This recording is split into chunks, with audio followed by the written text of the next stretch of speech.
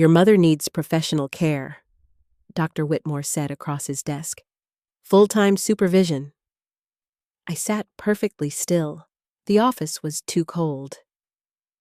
She's only 62, I replied. I'm fine. But his expression didn't change. Something had shifted between the words he'd spoken and the ones I'd heard. He wasn't talking to me. He was talking about me.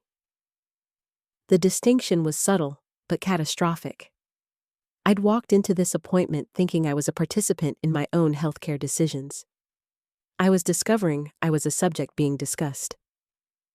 Your children are concerned, he continued, shuffling papers. They brought in documentation. My hands found the armrest. The leather was cold against my palms. Documentation. That word hung in the air like a threat. I'd raised 3 children. I'd built a career. I'd survived a marriage and a divorce and 1,000 small betrayals that come with being alive for 6 decades. And now, there was documentation about me, created by people who shared my blood. What documentation? My voice sounded strange to my own ears, smaller. He hesitated.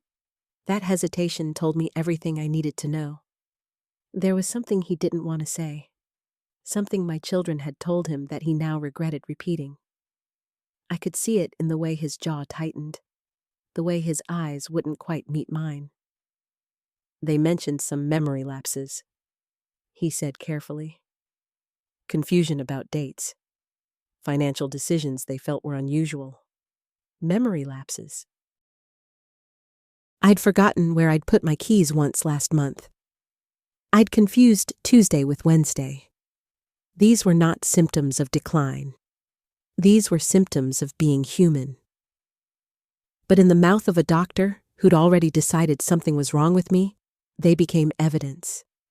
They became a case building itself in real time. I stood up. The chair scraped backward against the linoleum floor with a sound like an accusation. I'm leaving, I said. Mrs. Hart, I think we should discuss. But I was already at the door. My fingers found the handle and I pulled it open, stepping out into the hallway where the fluorescent lights buzzed with a sound that seemed to contain all my confusion and rage and fear compressed into one endless note. I walked past the receptionist without looking at her. I walked past the waiting room where other people sat, probably discussing their actual illnesses, their real problems.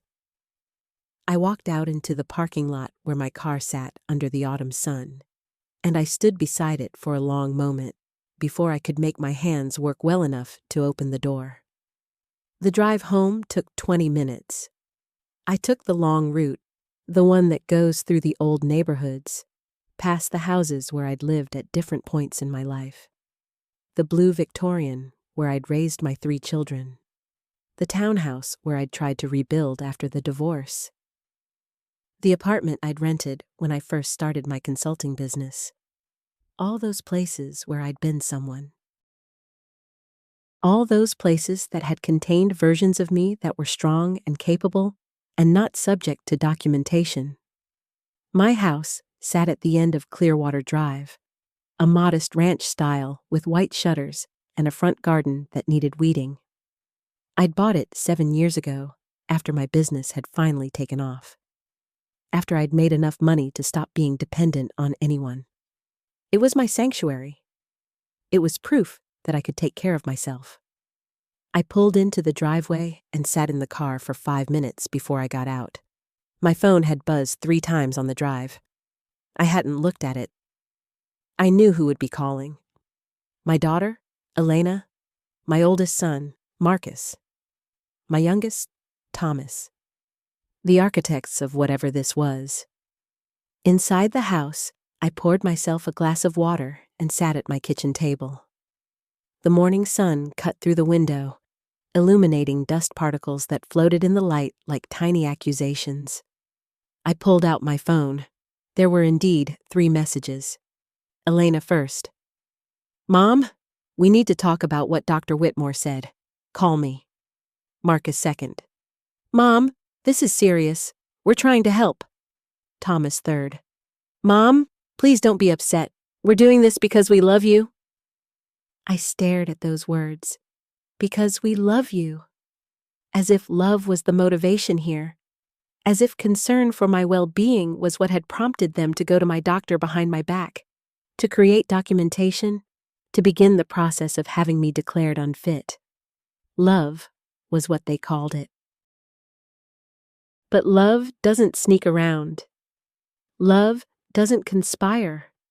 Love doesn't show up at a medical appointment with a file full of reasons why you shouldn't be trusted with your own life. I set the phone down on the table and looked around my kitchen. Everything was exactly as I'd left it that morning. The coffee maker still had the filter from this morning sitting in it. My reading glasses were on the counter beside yesterday's newspaper. My calendar hung on the wall, filled with my handwriting. Dentist appointment next month. Book club Thursday. Consulting project for Richardson Industries. These were the marks of someone engaged with her own life. These were not the marks of someone who needed a state nursing home. But I was beginning to understand that none of that mattered. What mattered was what my children had decided. What mattered was the story they'd constructed about me. What mattered was that they'd gone to a doctor and told him things about me that he would now believe, because doctors are trained to take families seriously, because families are supposed to know their relatives best, because there's an assumption that children wouldn't lie about their parents. Except they would. They absolutely would, if the motivation was strong enough. I picked up my phone and called Elena. She answered on the second ring. Mom, thank God. Are you okay? Am I okay? I repeated. I'm wondering the same thing about you. What exactly did you tell Dr. Whitmore? There was a pause. I could hear her breathing on the other end of the line. She was in her office, I realized. She was probably at her desk at the law firm where she'd become a partner 3 years ago. An accomplishment I'd celebrated. An accomplishment that had made me proud. An accomplishment that had apparently taught her how to build a case against her own mother. We told him the truth, she said finally. We're worried about you. The truth, I repeated. Which truth would that be? The truth where I forgot my keys? The truth where I confused 2 dates? Or the truth that you and your brothers have decided I'm no longer capable of managing my own life? Mom, it's not like that. Then what is it like, Elena? Explain it to me. Explain why you went to my doctor without telling me. Explain why you created documentation. Explain why you're trying to have me put in a nursing home. The word hung in the air between us. Nursing home. I'd said it out loud. I'd named the thing that had been lurking beneath all of this. The thing that Dr. Whitmore had been dancing around. The thing that my children were clearly building toward. We're not trying to have you put in a nursing home, Elena said, but her voice had changed. It had taken on the careful quality of someone who was choosing her words very precisely. We're trying to make sure you're safe. I am safe, I said.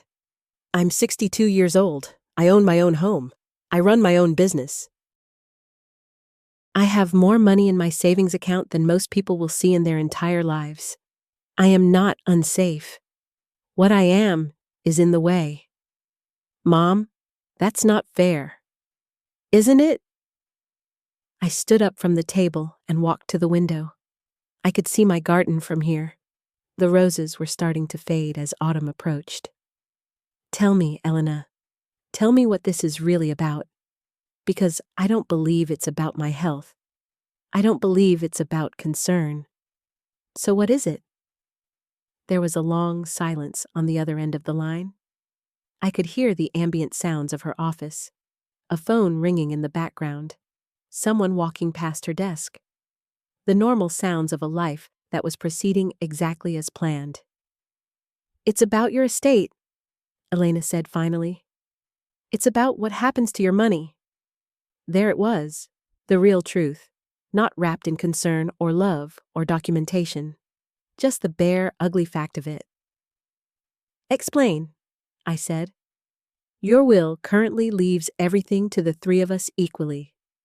But if you're deemed unable to manage your own affairs, the court appoints a conservator. Someone to manage your assets. Someone to ensure that your money is being spent appropriately. And who would that conservator be? I asked, though I already knew the answer. It would probably be Marcus, Elena said quietly. He's the oldest. He's an accountant. It would make sense. It would make sense, I repeated. And what happens to my money while Marcus is managing it? It would be used for your care, Elena said. For the nursing home, for whatever medical expenses you have. And what's left after I pass away? She didn't answer immediately, but she didn't need to. I could do the math. If I was in a state nursing home, my assets would be depleted. The money I'd spent 60 years accumulating, the money I'd saved and invested and built through my own work and intelligence and discipline would be consumed by the cost of care. And what remained would go to my children, but the timing would be different. The amount would be different. The control would be different. How long have you been planning this? I asked. Mom, we're not planning anything. We're just trying to make sure that if something happens to you, you're taken care of. If something happens to me, I repeated. Elena, I'm standing in my kitchen. I'm having a conversation with you. I'm thinking clearly. I'm angry, but I'm thinking clearly. So, unless something happens to me in the next few minutes, nothing is going to happen to me. And even if it does, I have a will. I have documents that specify exactly what I want. I don't need a conservator. I don't need a nursing home. I need my children to leave me alone. I hung up the phone. It rang again almost immediately. I didn't answer. It rang again. I turned it off. For the next hour, I sat in my kitchen and tried to process what had just been revealed to me. My children were trying to have me declared incompetent. They were trying to take control of my money. They were building a legal case against me using a doctor who'd spent maybe 15 minutes with me in his office. They were constructing a narrative about my decline and my inability to care for myself. And they were doing it with the kind of methodical precision that Elena had learned in law school. I thought about the times I'd helped them. Elena's tuition at Stanford, Marcus's down payment on his first house, Thomas's business startup capital. I'd given them hundreds of thousands of dollars over the years. I'd done it gladly because they were my children and I loved them and I had the means to help them. I'd never expected anything in return. I'd never kept score. I'd never said, "Remember when I paid for your education? Remember when I helped you buy your house?" But apparently, they had kept score. Apparently, they'd been looking at my bank accounts and calculating how much of that money they could reclaim. Apparently, they'd decided that the fastest way to do that was to have me declared unable to manage my own affairs. I stood up from the table and walked to my home office. It was a small room off the kitchen, lined with filing cabinets and bookshelves. I had copies of everything here. My will, my power of attorney documents, my medical directives. I'd been careful about these things. I'd been methodical. I'd made sure that my wishes were clearly documented and legally binding. I pulled out my will and read through it. Everything left to my 3 children equally. 70% of my liquid assets to be distributed immediately, 30% to be held in trust for 5 years to cover any ongoing expenses. My house to be sold and the proceeds divided equally. My business to be sold and the proceeds divided equally. Everything fair. Everything equal. everything designed to ensure that my children would be taken care of after I was gone. But that wasn't enough for them. They wanted it sooner. They wanted it now.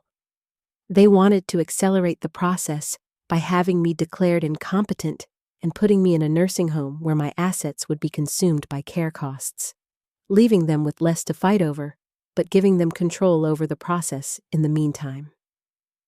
I sat down at my desk and opened my laptop. I had work to do. The first thing I did was call my accountant. His name was Robert Chen, and he'd been managing my finances for 15 years. He was the one person I trusted completely with my money. "Halliella," he said when he picked up the phone. "What can I do for you?" "I need to make some changes to my accounts," I said. "I need to understand exactly what I have, where it is, and how it's currently structured." "Of course," Robert said. "Are you planning something?" "I'm protecting myself," I said. "And I'll explain everything, but first, I need to know exactly what I have." Robert was a careful man. He didn't ask unnecessary questions. Over the next 2 hours, he walked me through my entire financial situation. I had $3 million in liquid assets spread across multiple accounts and investments. I had another $2 million in equity in my house. I had a consulting business that was worth approximately $500,000 based on recent valuations. I had retirement accounts, investment portfolios, real estate holdings. I was, in short, a wealthy woman. I was a woman with resources. I was a woman who had the means to protect herself. "I want to make some changes," I said. "I want to establish a trust that controls my assets. I want to make it very clear in legal documents that I am of sound mind and that I am making these decisions deliberately and with full awareness of what I'm doing." "Do you want to involve your children in these decisions?" Robert asked carefully. "No," I said.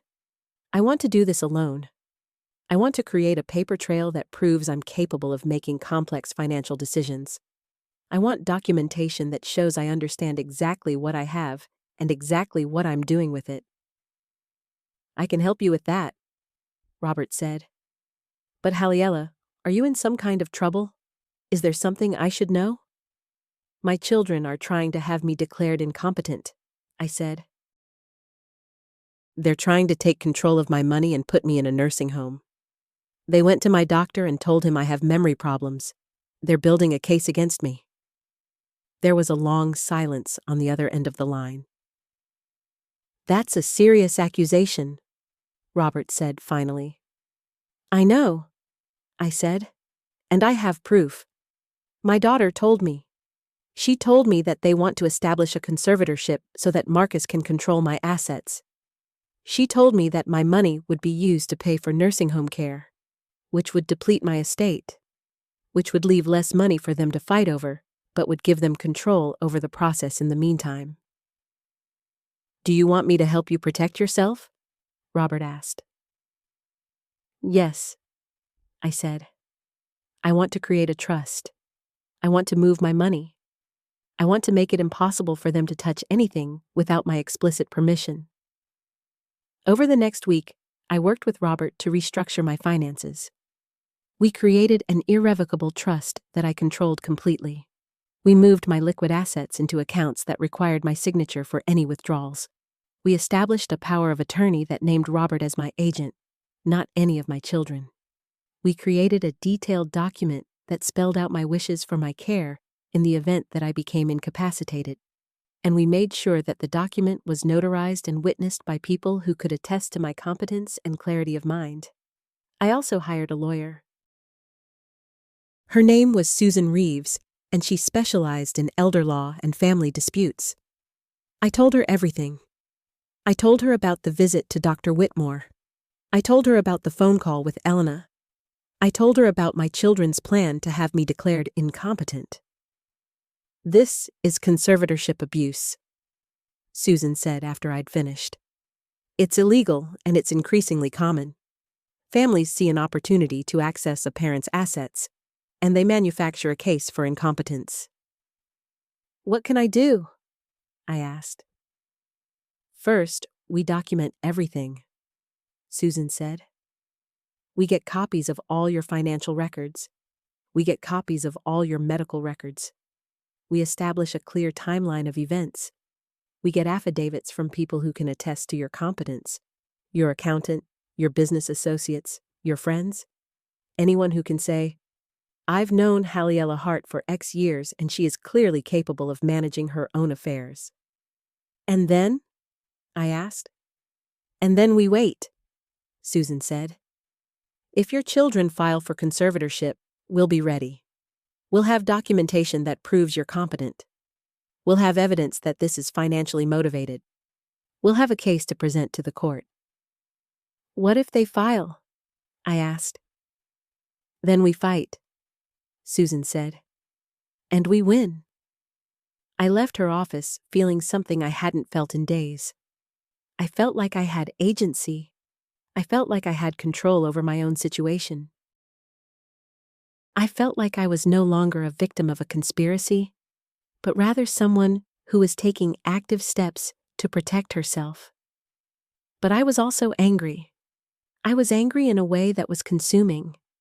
I was angry at my children for their betrayal. I was angry at myself for not seeing it coming.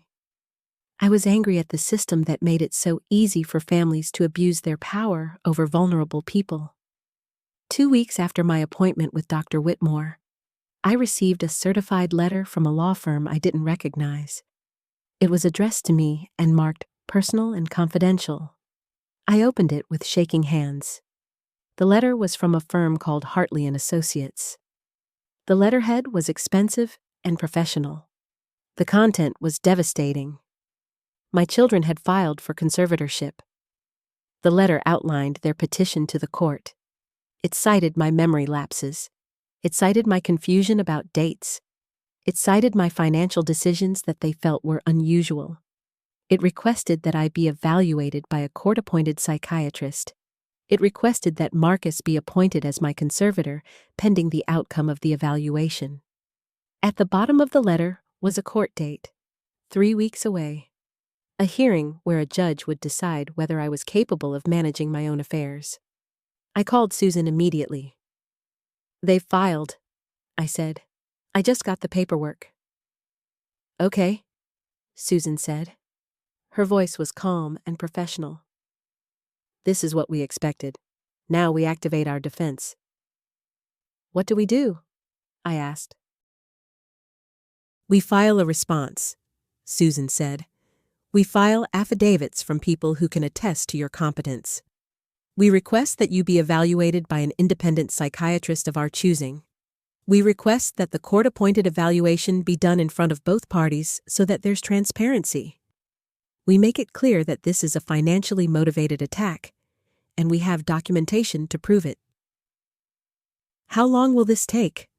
I asked. The hearing is in 3 weeks, Susan said. We'll have everything ready by then. Those 3 weeks were the longest of my life.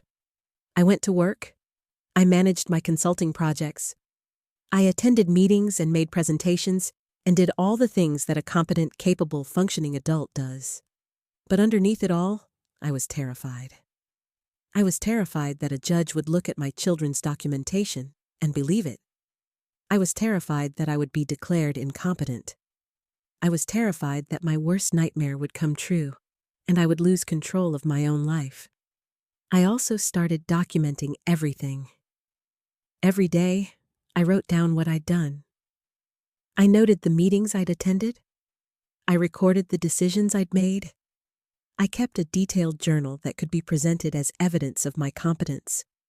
I was building my own case against my children. I was creating a paper trail that would prove, beyond any doubt, that I was capable of managing my own affairs. I also started reaching out to people who could help me. I called my business associates and asked them to write affidavits attesting to my competence. I called my friends and asked them to do the same. I called my doctor, not Dr. Whitmore, but my actual primary care physician, Dr. Sarah Okonkwo, and asked her to evaluate me and provide documentation of my mental and physical health. Dr. Okonkwo was thorough. She spent an hour with me.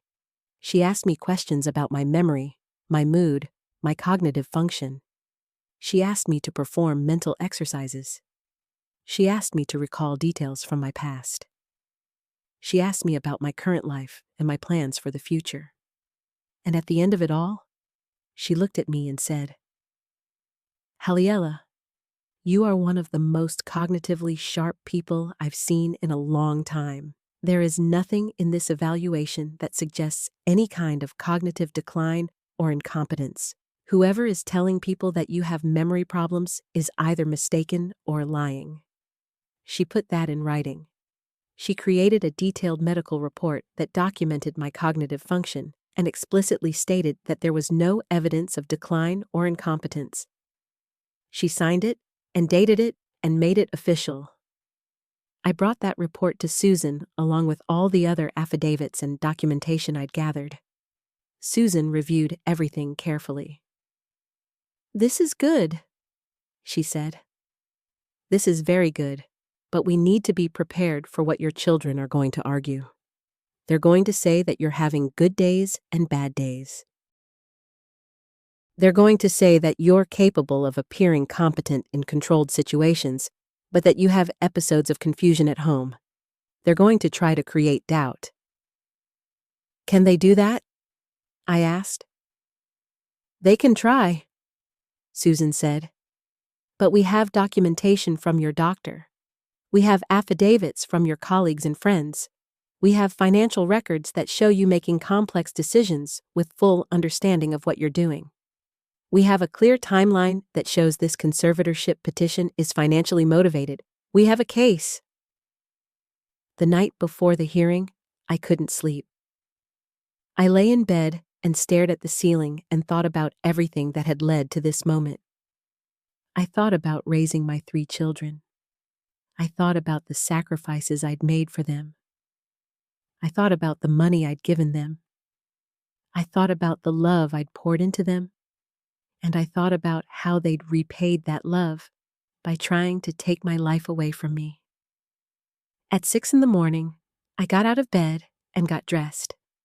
I chose my clothes carefully: a navy blazer, a white blouse, professional but not cold, competent but not aggressive.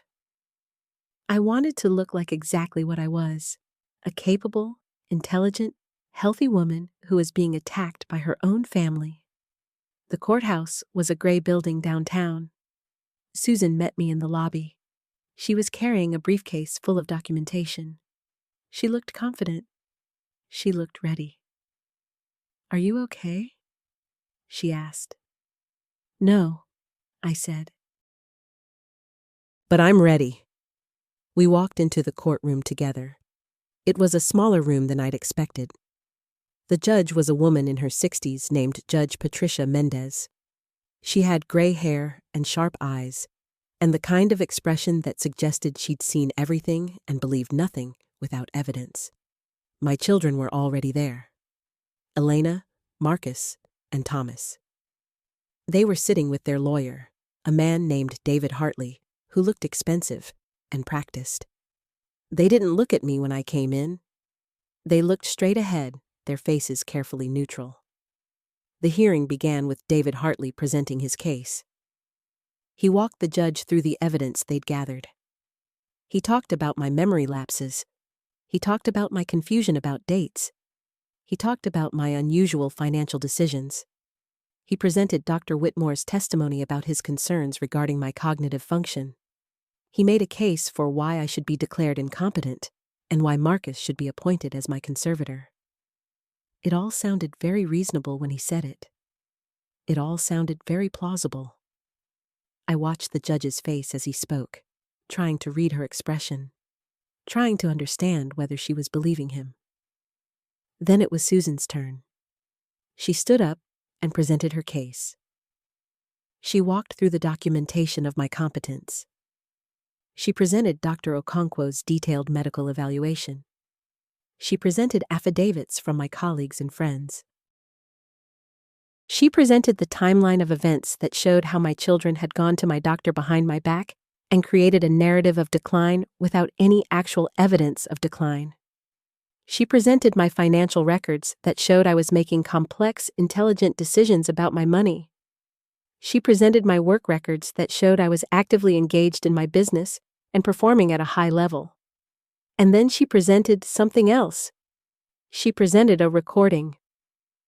"Your Honor," Susan said, "I want to present evidence of a conversation between Mrs. Hart and her daughter Elena Hart, recorded with Mrs. Hart's permission, in which Elena explicitly states the financial motivation behind this conservatorship petition." The judge's eyes widened slightly. David Hartley stood up and objected, but it was too late. Susan had already hit play on the recording. My voice came through the speakers. "Elena, I'm standing in my kitchen. I'm having a conversation with you. I'm thinking clearly. I'm angry, but I'm thinking clearly. So unless something happens to me in the next few minutes, nothing is going to happen to me. And even if it does, I have a will. I have documents that specify exactly what I want. I don't need a conservator. I don't need a nursing home. I need my children to leave me alone." Then Elena's voice. "Mom, we're not trying to have you put in a nursing home. We're trying to make sure you're safe." Then me. "Tell me, Elena. Tell me what this is really about." "Because I don't believe it's about my health. I don't believe it's about concern. So what is it?" Then Elena. "It's about your estate. It's about what happens to your money." Then me. "Explain." Then Elena. "Your will currently leaves everything to the three of us equally. But if you're deemed unable to manage your own affairs, the court appoints a conservator. Someone to manage your assets. Someone to ensure that your money is being spent appropriately." Then me. "And who would that conservator be?" Then Elena. "It would probably be Marcus. He's the oldest. He's an accountant. It would make sense." The recording continued through the entire conversation. By the time it ended, the courtroom was completely silent.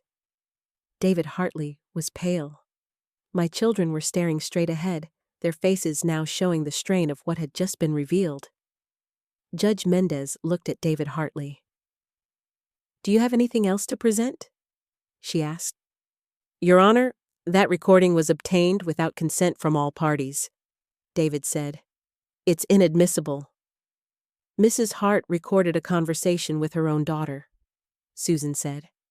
"She has the right to do that, and the recording is admissible as evidence of her state of mind and her awareness of what's happening.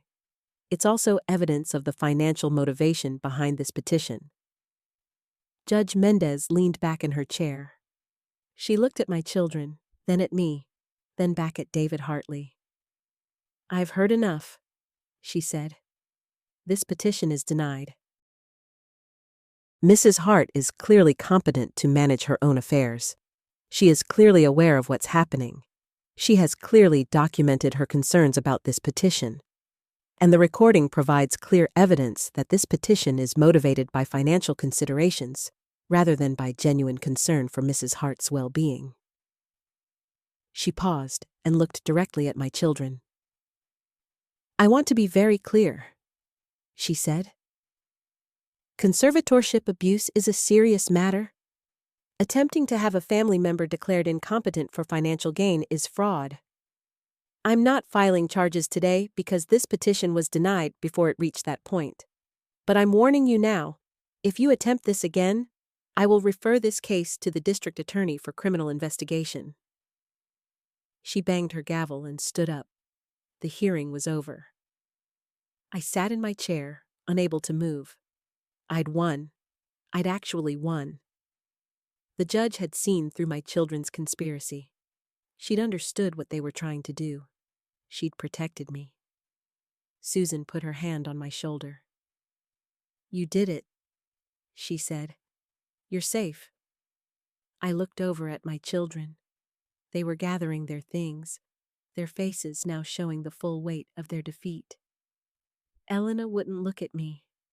Marcus was whispering something to their lawyer. Thomas was staring at the table in front of him. As they walked out of the courtroom, I felt something shift inside me. The anger was still there, but it had transformed into something else. It had transformed into clarity. I understood now what my children really were. They weren't the people I'd raised them to be. They weren't the people I'd believed them to be. They were people who were willing to commit fraud to get money. They were people who were willing to betray their own mother to line their pockets. And I was done with them. Outside the courthouse, Susan and I stood on the steps in the afternoon sun. "What happens now?" I asked.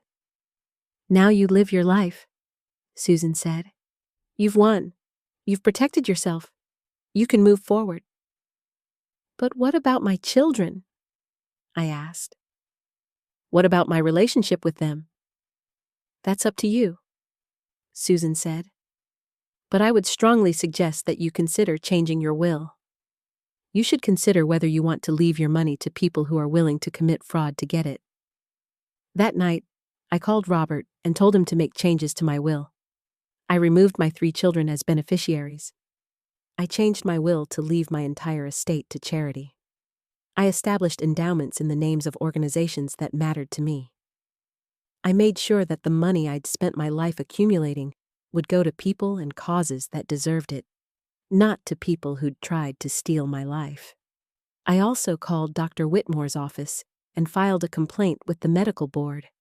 I reported that he'd made medical recommendations based on information provided by my children without ever speaking to me directly about my health. I reported that he'd participated in what appeared to be an attempt at conservatorship abuse. I reported that his conduct had been unethical and potentially illegal. The complaint was investigated. Dr. Whitmore was found to have violated ethical standards. He received a formal reprimand and was required to take additional training on informed consent and patient advocacy. It wasn't as satisfying as I would have hoped, but it was something. Over the next few months, I made other changes. I sold my consulting business to a younger consultant who'd been working with me for 5 years. I used the proceeds to establish a scholarship fund for women in business. I downsized my house and moved to a smaller, more manageable place. I simplified my life in ways that I'd been wanting to do for years, but had been too busy to do. I also cut off contact with my children. I didn't answer their calls. I didn't respond to their emails. I didn't acknowledge their attempts at reconciliation. I simply removed them from my life. It was painful, but it was necessary. I couldn't have a relationship with people who'd tried to destroy me. A year after the hearing, Elena sent me a letter. It was handwritten, and it arrived at my new address somehow. I almost threw it away without opening it, but something made me read it. "Mom," it said, "I know you probably don't want to hear from me. I know you probably don't want to hear anything I have to say, but I need you to know that I'm sorry. I'm sorry for what we did. I'm sorry for the betrayal. I'm sorry for trying to take your life away from you. I was wrong. We were all wrong. And I understand if you can never forgive me, but I wanted you to know that I understand now what we did was wrong, and I'm sorry." I read the letter 3 times. Then I put it in a drawer and didn't think about it again. Her apology didn't change what she'd done. It didn't undo the betrayal. It didn't restore what had been broken. Some things, once shattered, can't be put back together. I spent the next year rebuilding my life. I made new friends. I took up hobbies I'd abandoned years ago. I traveled. I volunteered. I did all the things that I'd been too busy to do when I was focused on my career and my children. I discovered that life without them was actually quite good. I discovered that I was capable of being happy without their validation or their presence. 2 years after the hearing, I received another letter. This one was from Marcus. He'd been diagnosed with cancer. He was reaching out to tell me and to ask if I would consider reconciliation before he passed away. I didn't respond to that letter either. I felt sad about his illness. I felt something that might have been compassion, but I couldn't go back to a relationship that had been built on betrayal. I couldn't pretend that what had happened hadn't happened. I couldn't forgive him for trying to take my life away from me. Marcus passed away 6 months later. I read about it in the obituary section of the newspaper. He was 58 years old. He'd left behind a wife, 2 children, and a legacy of attempted fraud against his own mother. I didn't attend the funeral. Thomas reached out a few times after that. He wanted to talk.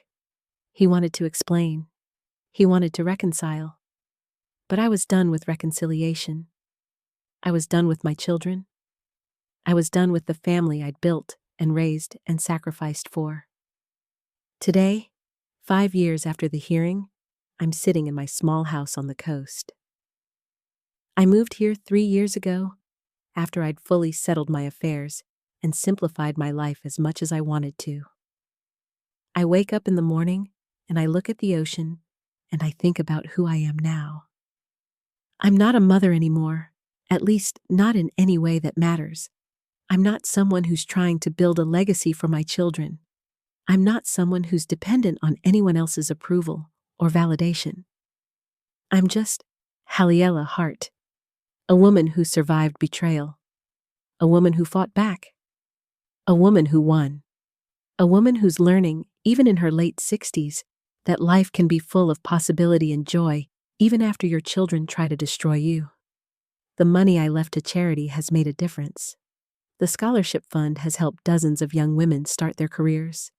The organizations I've supported have been able to expand their work. The legacy I'm leaving is one of good in the world, not one of genetic inheritance passed down to people who don't deserve it. I don't regret my decision to cut off my children. I don't regret changing my will. I don't regret any of the steps I took to protect myself. What I do regret is that I raised them to be the kind of people who would do what they did.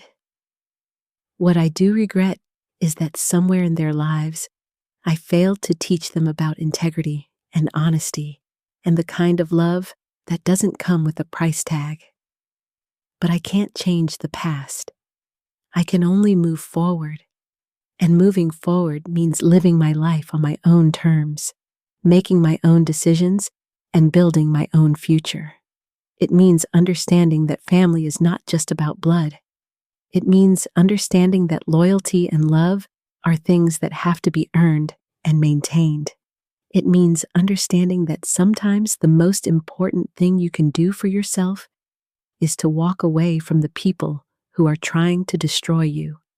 If you're facing something similar, if your family is trying to manipulate you or control you or take away your autonomy, I want you to know that you can fight back. I want you to know that you can win. I want you to know that there are people who will help you. Lawyers like Susan Reeves, doctors like Sarah Okonkwo, accountants like Robert Chen, people who believe in you and who will stand beside you when your own family won't.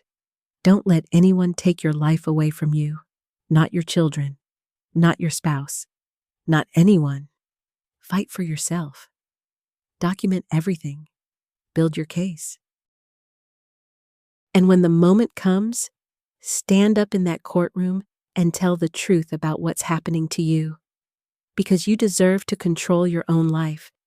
You deserve to make your own decisions. You deserve to be treated with dignity and respect, especially by the people who are supposed to love you. Share your story. Help others understand that conservatorship abuse is real and it's happening to people every day. Help others protect themselves. Because the only way we stop this is by speaking up and refusing to be silenced. If you want more stories like this, stick around.